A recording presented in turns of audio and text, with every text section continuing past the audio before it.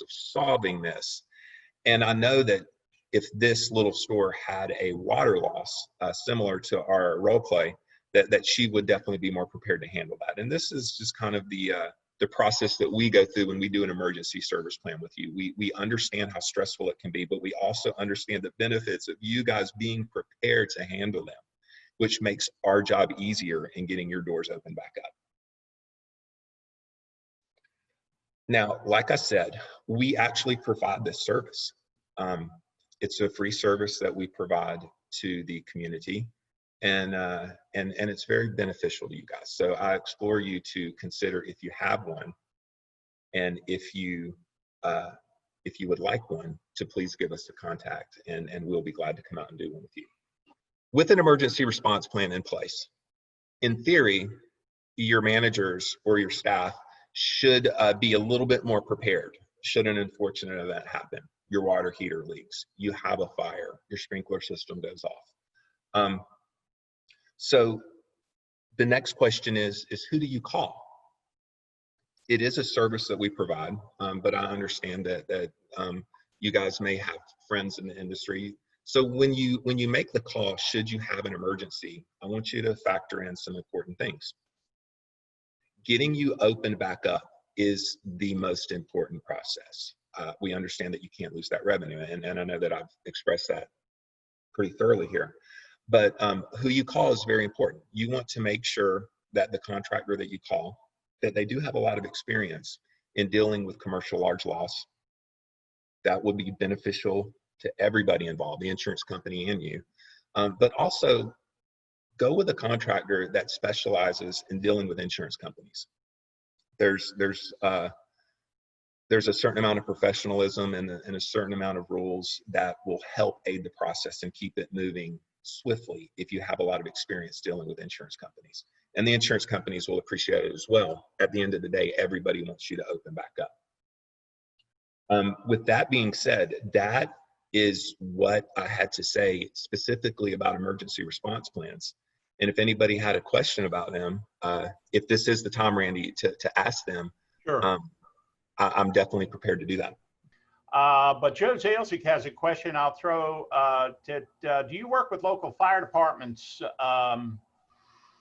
when a building is flooded? Do you pump out the water, or do you wait for the fire department to do that? No, when it comes to water loss, we are an operation that goes in there and extracts the water. That is us. Now, of course, if there's a fire, the fire department needs to do their job first. Right. And we actually do a lot of local work with volunteer fire departments. One question from Don Masura.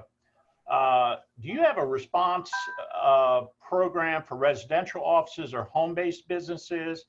Because some of our members obviously operate out of their home. And I think another one of our attendees here this morning said, would it be a good idea to have this plan at your home, not just at your business? I would say yes. I can't think of one situation where a plan is not beneficial. If you're using your home as your business, and again, you can't afford to be kicked out of your business, a plan would be a great course of action for you. John also asked a question, Brian, are you usually paid directly from the insurance company or from the business? And when you do a review of a business, is insurance coverage a part of the process that you talk about with a business owner? Yes. So let me answer that.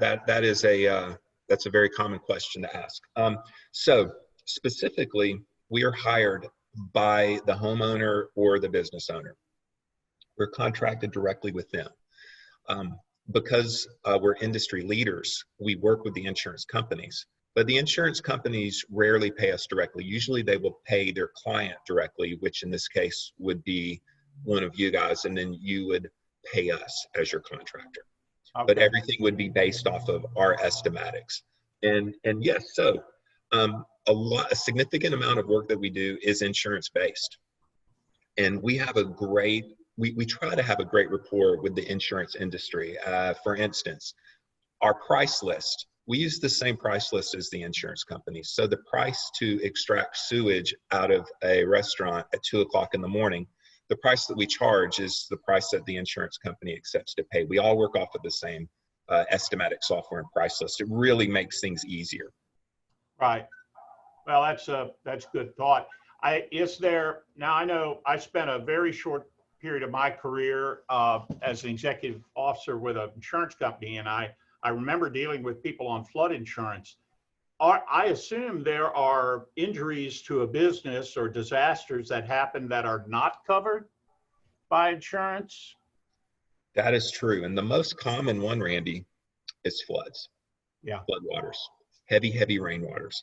If your business gets affected with water that did not come from the plumbing inside your building, it actually came from heavy rains and water accumulation on the ground, that is considered floodwater in the insurance industry. And that would be something that I would suggest every business owner talks with their insurance agent about. What kind of potential coverage do we have for this type of loss? What are things that aren't covered? That everybody's policy is a little bit different. Everyone's are very much the same. So have a talk with your agent and really discuss what is covered and what's not.